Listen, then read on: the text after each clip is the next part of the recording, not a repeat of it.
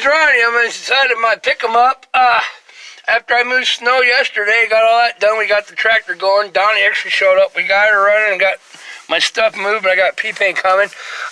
But my pickup, I had it idling for like an hour and a half, 2 hours in between because the snow up there where the tractor, not that tractor, but the other tractor is, I couldn't get through my Kia car, and I fired this puppy up, and it was like 2 degrees, and yeah, oil don't really move much when it's 2 degrees if it's 1540 that I put in this motor, because it's an old motor that, yeah, long story short, it's a 1984 pickup with a 1988 motor with a 1982 carburetor and stuff on it. The way I bought it for $450, dead. It was dead on the road. And it's got a 1977 ignition system in it. And yeah, look at that. They love it. Okay, you want to see something? But yeah, while it was idling, you know, just from up there, you know, 200 yards away, after we got done pushing snow and it had been sitting there idling, it always had an oil drip, drippage, but nothing real major. And apparently the oil drippage got worse, and it was clattering when I drove it back down from right up there down to here, 150 yards. And I'm like, whoa, what the hell's going on? Yeah, so this is cool, but not cool. But I said it always had a tick and a lifter, but I always had good oil pressure as long as I got oil in it, and I never got it hot. But let's see what happens. Oh yeah, and the dudes, I said, the dudes that had this, I don't know who it was, some high school kid just learning. I took out like 80 feet of wiring, and none of this stuff was in there that I got for like the big screen, touch screen radio and all that. He thought he had a race car. Push button, see that? Yeah, the key won't do nothing. You want to see something cool? Well, yeah, you got it? Well, there's the extra hole. Where in the hell? Oh, right here. Here's the push button. You hear nothing? Because it's a fuel-injected engine from 88 put into 84, so I don't get any fuel unless I turn the key on. Now listen.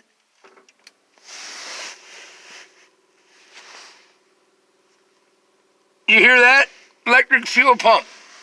Diaphragm, electronic diaphragm fuel pump. Now, yeah, because the fuel-injected ones had the gas pumper fuel pump on the block. This one doesn't have one. And yeah, this thing was a clustered mess. It was somebody else's learning play toy. But yeah, I got an oil leak. It was knocking, and I'm like, oh, blow a front seal out or whatever. Let's see if she'll start right now. It should.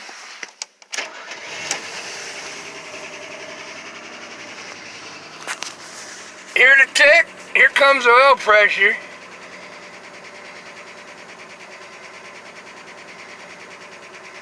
It never got hot, but it was leaking oil out, and I found where the oil leak was finally, and it always had this tick in it.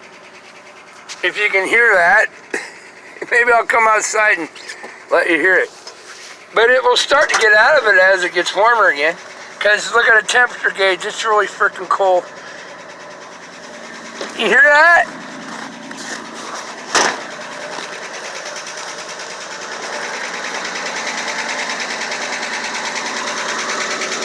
That's not a tick, that's a misfire, and the belt is so cold, the belts on the vehicle are so cold that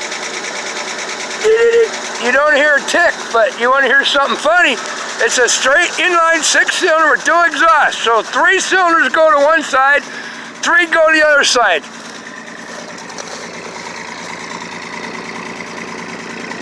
This side hits pretty good, okay? That's 3 cylinders. Listen to this side.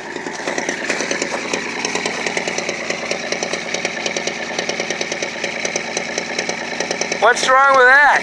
There's a misfire. It's always been that way since I got it.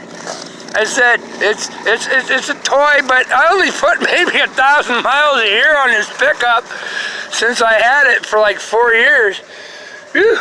And yeah, but no, it's fine. But yeah, I wanted to see. I found the oil leak. I thought maybe it blew a front seal or something out because there's a puddle of oil underneath it. No, it just, somebody went and when they swapped motors, apparently they pulled the oil pan off and maybe put rod and mains in it because I got plenty of oil pressure at the bottom end, but the top end, you know, when it runs out of oil, the top end goes first. But I never ran it clear out of oil. I just noticed I was going to drive it and see how fast oil ran out. I found the oil leak. It's on the corner oil pan up in front, right underneath the timing cover, which apparently somebody pulled the oil pan and they used hardening gasket sealer to seal up the oil pan gasket when they put it together like an idiot. Because in these extreme cold conditions, it's a pressed steel oil pan against a cast iron block. And as the cast iron does not expand as fast as, well, it will expand faster with the hot water in it once it's warming up, and that pan only has the heat from the oil, which is a lot cooler than the water cooling the engine, and it makes an expansion in it. If that gasket is stuck tight, the cast iron is going to expand about 2 or 3 thousandths of an inch, while that cold oil pan out in the cold one is -5 or 10 or 20 like it's here now. It's not going to hardly expand at all, and it pops the gasket, and I know exactly what happened. But yeah, I got oil pressure. You can't even hardly hear the tick now. But yeah, I got another motor that's solid, that's 90,000 miles on it, but I don't really feel like fighting stuff. But I found an oil leak, and yeah, it used to drip, drip, drip, drip, and always did. You know, it just got a lot worse. Yeah, if I need to use it, I went for a drive. I drove for 1 hour, and it dripped out. It's not even under pressure. I thought maybe it blew a front seal out of the front of the engine, you know, under pressure, which is, you know, 40 pounds, 50 pounds. Oh no, it's leaking out from the oil pan gasket where there is 0 pressure behind it. It's a heat and expansion, and if I tore that idiots, whoever did it, I know exactly what they did. I built enough motors. It tore the gasket wide open just from the expansion, and it was stuck, and they didn't use flexible sealant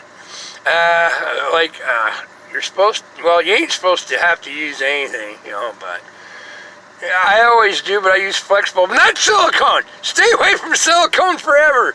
Don't do that. That's just another crap.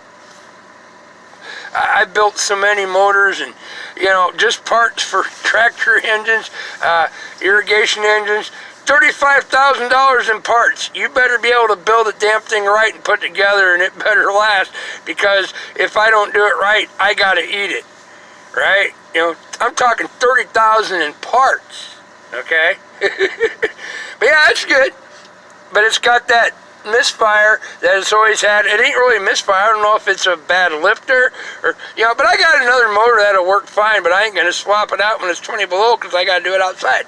Don't have enough clearance in there to get a, my engine lift is a tractor and a loader. Yeah, there you go. But yeah, I just wanted to test, see how far I could drive, if I could drive it to work and back without having to get it in the shed because it's supposed to snow again. All of a sudden, out of the blue, up to 4 inches in the next day, day and a half. So I just need to know how much oil I got to keep on hand. And basically, that gasket that split under no pressure is leaking. Well, I drove 45 minutes and I lost almost a gallon of oil. So it'll take me, I got 2 more gallons. So I know if I got to take this thing to work, if it snows and need the 4-wheel drive, I'm going to have to overfill it by 2 quarts and watch the damn oil pressure gauge constantly after about 10 minutes because it's a 30-minute drive to work. And then if the oil pressure starts dropping on the level ground pretty much, I just need to go out and pour in another half a gallon and then another half gallon to get home. There you go. Yeah, but I never got it hot. And it's fine. But yeah, I found a leak that was just dripping ever since I owned it, you know. There's no reason for that either, because I know they took the oil pan and stuff off, but they didn't take care of the head. But they put rods and mains. Well, rods and mains while you got it out. Pull the oil pan off. Buy a new gasket for, like, back then. I don't know how long it sat. Yeah. Back then, you know, $6 for an oil pan gasket and $20 for rod and main bearings. Yeah, that's what they did, but they didn't do it right. Cool breeze, but it's all good. I got it figured out. If I need to use it for work, and I need to get to Norfolk, which is a 30-minute drive, I need to make sure I have at least a gallon of oil with me, and I might have to stop halfway and pour oil in it because it's not being forced out. I replaced the timing gears and stuff and the seals because that's what was wrong when they said the cam was broken off, and it wasn't. But it leaks that much oil. But if I need it in an emergency, then I'm going to make sure I have enough oil. And if I have to stop halfway on the way to work in the morning and need to 4-wheel drive, I'm going to pour more oil in it. Yeah? $12 of cheap oil in a gallon jug is a lot better than paying $140 for my Kia car to get towed from Norfolk to my house with a brand new timing belt with 12,000 miles on it, made by Contitech crap junk. Yeah, it cost me that. Timing belt should run 60, 70,000 miles. At 12,000 miles, it just snapped. Luckily, I was idling in town because my little Kia car's an interference engine. But yeah, it's all cool. But there you go. Look, oil pressure, a little bit of heat. The worst thing on the engine, unless you totally run out of oil, is getting that puppy hot. You see that little lever right there go up to H? That will destroy your motor faster if it's full of oil than this thing running. It holds 6 quarts of oil, this engine, and there was 2 left, and it was making noise, but you catch it in time. Overheating the engine will kill it a lot faster than running it low on oil. Now, if you're totally running out of oil, you're going to scatter it too. But there you go. Wow, well, shit, I got heat. My hands are cold. Well, I was keeping the fan off. Down there. Oh, yeah, and my mask and all that. I was keeping the fan off. Oh, yeah, and here's another idiot trick. Look, this is right from where I see when I drive. Had to put in this nice little custom fancy steering wheel along with the race car start button and a tachometer that was shorting out every piece of wiring inside the cab. But look, while you're driving, this is where I'm looking. Can you see the speedometer? It's right here. Right there's your speedometer. Well, what speed are you doing? You gotta do this or do this. Yeah, just no common sense idiots. Alright, he could have went 1 inch bigger, still had clearance because I got coveralls and everything on, and still had a nice chrome steering wheel, and didn't even put in the damn foot, you know, the foot gas pedal, the chrome. Yeah, there you go. But yeah, that's real bright. From my line of sight right here, there's my speedometer. Yeah, I gotta do this, or I gotta do that. It's just, yeah, I said it was somebody's project pickup, some high school kid, after he must have bought it really cheap. Well, I paid $450 for it, so I got it all working pretty well. But yeah, I gotta fix that oil leak. But look, oil pressure. Now let's see if that ticking's gone away, or that goofy noise, shall we? But the misfire Well, I can't really call it a misfire because that's electronical or gas. Now look, that goopy sound's gone, but not firing completely correctly exhaust is between 3 different cylinders because it's a 6-cylinder with a split. You hear it? It's always been that way since I got it. Now here's the other side. So this is 3 other cylinders that, you know, same temperature, same thing. Here's the other 3 cylinders that are hitting correctly. Listen.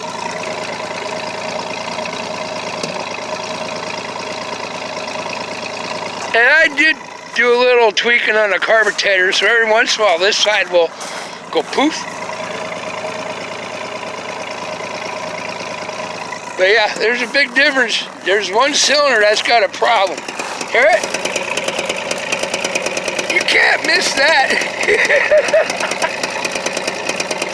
But it doesn't, it affects the horsepower and stuff a little bit. And I said, it's got a clatter when you're pulling it, but yeah, as long as it keeps running, I got another motor. I don't care. By the time I track down and spend the money on fixing what's wrong with that head, either a bent valve or there we go. I put new rubbers around the doors, and now you really got to slam them to get them shut. But yeah, it'll cost me more time and money probably to play around and find what's wrong with what cylinder is missing. It has something to do in the head. I know for sure because I just have that much experience of engine building. I could probably swap out my other motor. Yeah, when it's warm out, not -5. It's -5 right here, right now. They were talking -24 at night in the next couple days. Now they dropped it to -19. Ooh, beauty. But yeah, there you go. If you have common sense, use your brain. Don't get your engine hot. You know, the worst thing on an engine, you get it, that temperature gauge goes up, your oil pressure goes down. But if you only got a warning light that for oil pressure and that warning light turns on, you better shut the motor off right now because that means it's down to 4 pounds of oil pressure. And that's at the crankshaft. Okay? If you have just warning lights and your oil light comes on, and if you know your vehicle takes oil, burns oil, or just buy a gallon of cheap stuff for $14 and keep it in the back seat or the truck and just pull a dipstick once in a while. I knew this was going to happen. You know, pull a dipstick. It's called under the hood up there. I'm having fun. No, it's just, you know, you had to pull the oil pan on this. It's 4-wheel drive, and it's really a bite in the butt to get to, but I'm going to have to do that unless I can find a sneaky way to get around it. You know, and I said, but the bottom end I know has been done because right there, it's got too good of oil pressure. There's nothing wrong. I said there's nothing wrong with it, but it's got a bad head, something, or a bad lifter. But, you know, I only put on 1,000, 1,500 miles a year on it. But yeah, there's the speedometer from my point of view. Yeah, I want to have a race car with a push-button start, an extra 60 feet of wiring, and a tachometer that was shorting out everything in the engine. It was funny. But yeah, there you go. Think about what you're doing. Put in this custom steering wheel. Apparently a cat or a dog got a hold of it. You see it? Yeah, you can't even see your speedometer. And you gotta do this or do this. Yeah, there you go. It's all good, man. Well, if you pay attention to your surroundings, figure it out. Don't run your vehicle out of oil. Look underneath it when you back out of your garage, you know, if it's an older one or even a newer one. And if you see something on the floor that's wet that ain't supposed to be there, if it's dark, it's probably oil. If it's kind of pukey green or red or whatever and just wet, it's antifreeze. But the worst thing you can ever do is overheat it, okay? That will melt down the entire engine no matter how much oil you got in it. If you got water and it cools, and your oil gets slow, your engine will start letting you know. But if you have only a oil warning light, if that puppy comes on, shut it off right now, and you already have to know about it, that it burns oil or whatever, and go pour oil in the engine. Once you get an engine hot, you can't just shut it off. You have to wait for hours for it to cool off, and then it's probably too late. Okay? Yeah, there you go. This truth about engines and stuff, even the brand new ones. The brand new ones, theoretically, the computer will give you a warning and then shut it off in a minute if you're low on oil pressure or too high a water temp, even if you're not paying attention. Ooh, I'm just getting my hands warm. It's really chilly out here yet. But, yeah, I don't know if those actually work or not, because if you're in rush hour traffic in the middle of the road and can't get over 4 lanes, and all of a sudden you're shut down right in the middle with people trying to go around you during rush hour and 6 lanes of traffic going each way, I don't think that's a very good idea either. So I think that's a lawsuit waiting to happen. So I think they might have stopped that too, and you just get your warning and then poof, burn up, and it's not covered by warranty. There you go. Peace. Love. Have a heart, because I'm holding the phone with you, and have a heart. It's all good. Don't let stuff get to you, but pay attention to what's happening around you. And yeah, it don't take a genius to find a way to a workaround for a little bit, you know. But you got to pay attention. Gauge is there for a reason. Warning lights. When the warning lights come on, that means you shut that thing off right now, because if you don't, it's too late. You're done. You're going to burn up everything, all right? Including transmission warning lights, heat warning lights, oil warning lights. If you don't have gauges, I will not own a vehicle that doesn't have gauges. I've had 1 or 2 vehicles that just had the idiot lights. Even my Kia's got the gauges in it. If they only got idiot lights and computer controlled, I put a set of gauges in it for $150. Because when them warning lights come on, it's too damn late.